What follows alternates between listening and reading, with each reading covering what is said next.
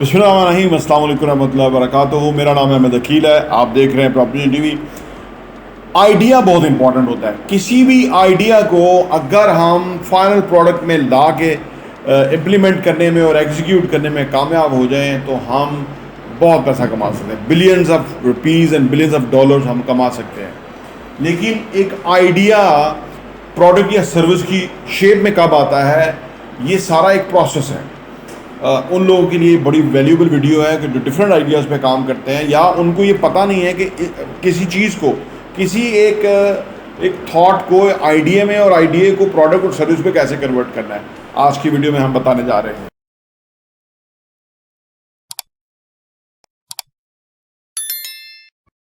Welcome back. देखिए जी, सबसे पहला जो प्रोसेस है उसमें नंबर 1 कड़ी ये है कि आइडिया जनरेशन।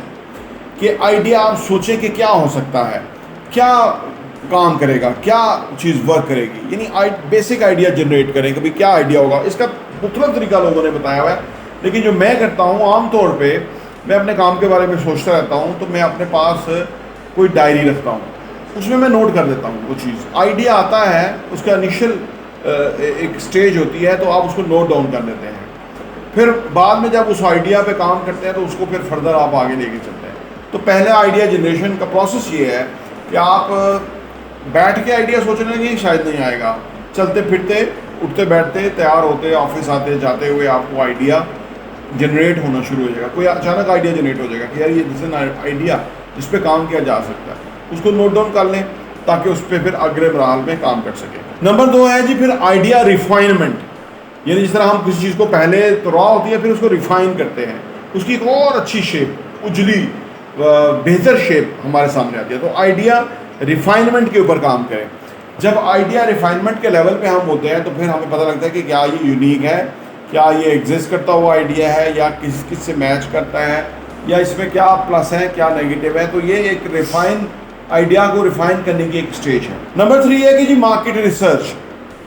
जब आप आइडिया जनरेट करके आइडिया को रिफाइन कर लेते हैं, फिर मार्केट में रिसर्च करते हैं कि क्या ये चीज़ काम भी करेगी कि नहीं, क्या ये वर्क करेगी, क्या ये लोगों की नीड है, क्या ये, तो वो आप मार्केट में थोड़ी रिसर्च करते हैं। किसी भी चीज़ को इम्प्लीमेंट करने के लिए एक फाइनल प्रोडक्ट की शक्ल में आने से पहले आपको मुख्तलिफ लेवल पे रिसर्च करनी पड़ती है, सो दैट कि आप इनिशियल मेहनत के अंदर ही पता लग जाए कि आप इससे आगे जाएंगे या ये कहाँ तक जा सकती है बात, या आइडिया कहाँ तक बेहतर हो सकती है। तो उसके बाद रिसर्च रिक्वायर्ड है। नंबर 4 है जी कॉन्सेप्ट डेवलपमेंट।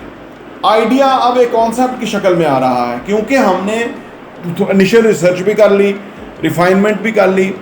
तो कॉन्सेप्ट के लेवल पे हमने, क्योंकि अब ये कॉन्सेप्ट ये ना कोई डेवलप करना है, कॉन्सेप्ट डेवलप के लेवल के ऊपर ना हमें नए तौर पे कोई ऐसी चीज़ तैयार करनी होती है कि हम लॉजिकली किसी को प्रेजेंट कर सकें।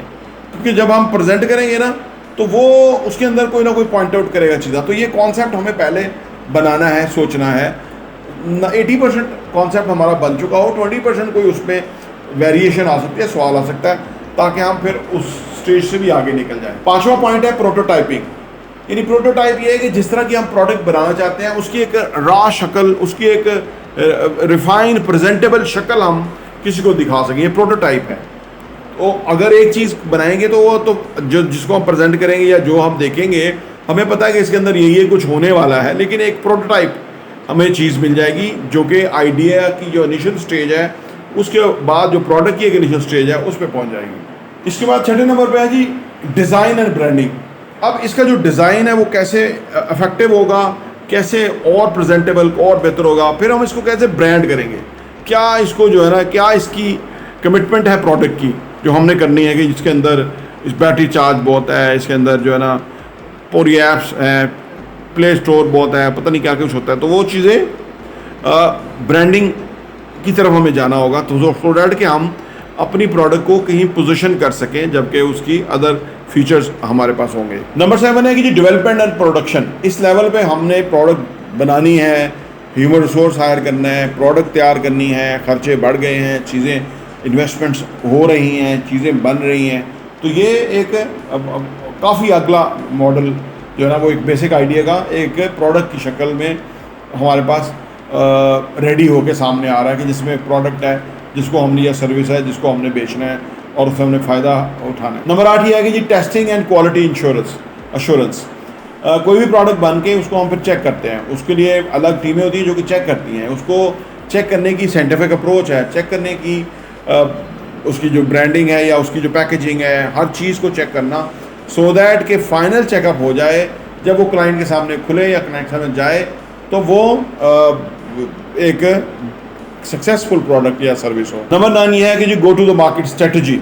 अब आपने वो प्रोडक्ट तैयार कर ली है, अब आपने मार्केट करने की एक स्ट्रेटजी वर्कआउट करनी है कि कैसे हमने कहाँ हमने रीच करना है, किस पोजीशनिंग के ऊपर प्रोडक्ट को लेके जाना है, क्या नीश है, कहाँ से हमने मार्केट में अपनी एक जगह बनानी है। शुरू में थोड़ी होगी और वो बढ़ेगी, तो ये सारी स्ट्रेटजी फिर आप वर्कआउट करने का टाइम आ गया। नंबर 10 और आखिरी, लॉन्च का जो प्रोसेस है, वो जो हमने प्रोडक्ट या सर्विस कंसीव की थी, इनिशियल आइडिया, उस पर काम करके 9 मरहले गुजर गया, अब आखिरी मरहले के अंदर उसको लॉन्च करना है।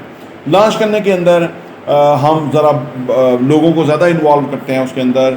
वो एक वहाँ पे आपकी जो प्रोडक्ट की फ़िलासफ़ी है, प्रोडक्ट की प्रेजेंटेशन है, प्रोडक्ट का जो नीश है, प्रोडक्ट की जो रिक्वायरमेंट है, प्रोडक्ट की जो अच्छाइयाँ हैं, खूबियाँ हैं, वो बयान की जाती हैं, वो लोगों को बताया जाता है एक हाइप क्रिएट करने के लिए, टू स्टार्ट विद, कि ताकि लोगों को एक पता लगे कि ये भी एक ऑप्शन और पॉसिबिलिटी है जो कि आ चुकी है। फिर लोग जो है वो कस्टमर स्लोली आपकी प्रोडक्ट खरीदना शुरू करता है और प्रोडक्ट से लॉयल होना शुरू होता है, जबकि उसको प्रोडक्ट में कुछ अट्रैक्शन नज़र आती है। तो एक सिंपल आइडिया से एक प्रोडक्ट की शक्ल में लॉन्च तक तमाम तफसीलात हमने आप सामने रख दी हैं। प्रॉपर्टी टीवी देखने का बहुत बहुत शुक्रिया।